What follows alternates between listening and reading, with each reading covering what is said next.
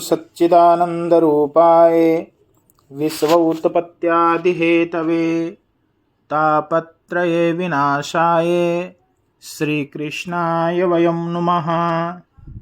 अथ आषाढ़ कृष्ण एकादशी महात्म्यम्। युधिष्ठिरोवाच ज्येष्ठ शुक्ले निर्जलायां महात्म्यं वै श्रुतं मया। आषाढ़ कृष्ण पक्षे तो किं नाम एकादशी भवेत्। युधिष्ठिर जी महाराज बोले, ज्येष्ठ शुक्ल पक्ष की निर्जला एकादशी का महात्म्य तो मैंने सुन लिया, अब आषाढ़ कृष्ण पक्ष की एकादशी का नाम बताइए। हे मधुसूदन, कृपा करके मुझे कहिए। भगवान श्री कृष्ण बोले, श्री कृष्ण उवाच व्रतानामुत्तमं राजन् कथयामि तवाग्रतः सर्वपापक्षयकरं भुक्ति मुक्तिप्रदायकम्। हे राजन, आपसे सब व्रतों में उत्तम व्रत को कहता हूँ। आषाढ़ के कृष्ण पक्ष में योगिनी नाम की एकादशी होती है। आषाढ़स्यासिते पक्षे योगिनी नाम नामतः है, जो पापों को नाश करने वाली और भोग तथा मोक्ष को देने वाली है। यह एकादशी महापातकों का नाश करने वाली, संसार रूपी समुद्र में डूबे हुए मनुष्यों को पार करने वाली और प्राचीन है। यह योगिनी तीनों लोकों में सारभूत है। इसकी पुराणों में कही हुई पापों को हरने वाली कथा को मैं कहता हूँ। अलकापुरी का स्वामी कुबेर शिव का पूजक था, भक्त था। उसके लिए फूल लाने वाला हेममाली नाम का एक यक्ष था।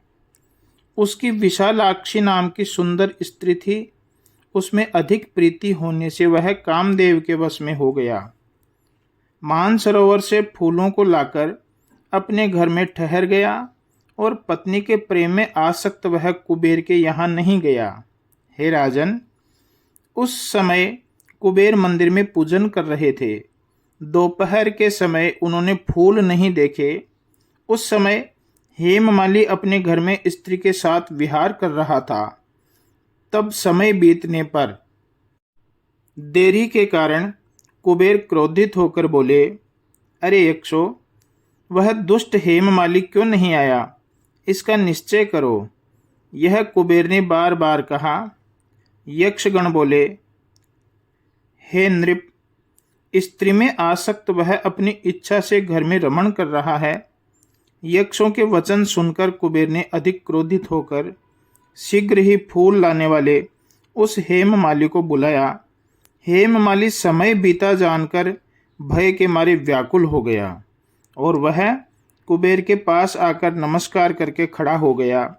उसको देखकर कुबेर क्रोधित हो गए और आंखों से अग्नि की ज्वाला निकलने लग गई, अर्थात अत्यंत क्रोधित हो गए और रोष में आकर बोले, अरे पापी, दुष्ट, दुराचारी, तूने देवता की अवज्ञा की है। अतः तू श्वेत कुष्ठ युक्त होकर सदा स्त्री से वियोगी हो जा और इस स्थान से गिरकर अधम स्थान को चला जा। इसके बाद कुबेर के ऐसा कहने पर वह स्थान से गिर गया और महादुखी हो गया और सफेद कुष्ठ से पीड़ित हो गया।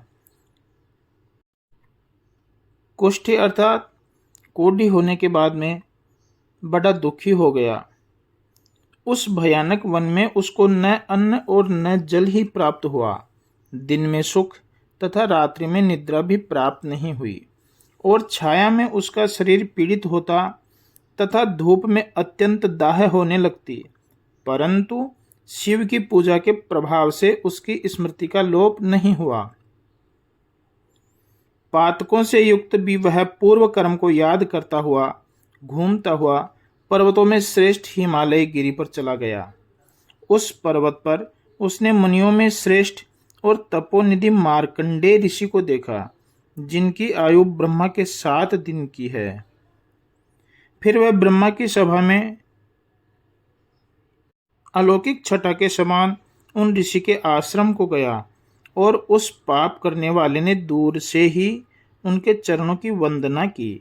तब मुनिवर मार्कंडेय ने उस कुष्ठी को देखकर परोपकार करने के लिए उसे बुलाकर कहा कि तू किस तरह से कोढ़ी हुआ और कैसे निंदा को प्राप्त हुआ। बुद्धिमान मार्कंडेय के ऐसा कहने पर वह यक्ष बोला, हेममाली ने कहा कि हे मुनिवर, मैं कुबेर का सेवक हूँ और हेममाली मेरा नाम है।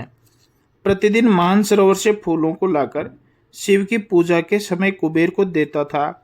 एक दिन मुझसे देर हो गई क्योंकि मैं काम से व्याकुल होकर और स्त्री सुख में ही लगा रहा।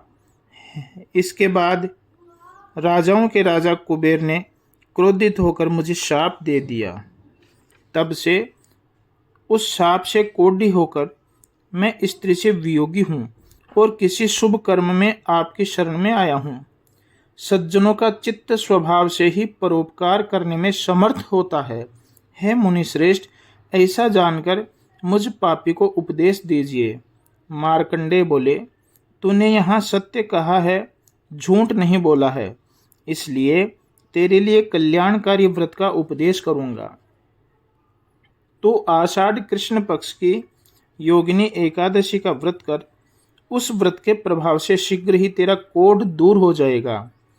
मुनि के वचन सुनकर वह पृथ्वी में गिरकर दंडवत करने लगा। तब मुनि ने उसे उठा लिया और वह बहुत प्रसन्न हुआ। मार्कंडेय के उपदेश से उसने उत्तम व्रत को किया और उस व्रत के प्रभाव से वह देव स्वरूप हो गया। इसके बाद स्त्री के संयोग को प्राप्त होकर उसने उत्तम सुख प्राप्त किया। इस प्रकार मैंने योगिनी का व्रत कहा। योगिनी का व्रत करने वाला मनुष्य 88,000 ब्राह्मणों को भोजन कराने के फल को प्राप्त कर लेता है। हे नृप, महापाप प्रशमनी महापुण्य फल प्रदा शुचौ कृष्णैकादशी ते कथिता योगिनी नृप। बड़े भारी पापों को शांत करने वाली तथा महापुण्य और फल को देने वाली इस पवित्र योगिनी एकादशी की कथा तुमको मैंने सुना दी।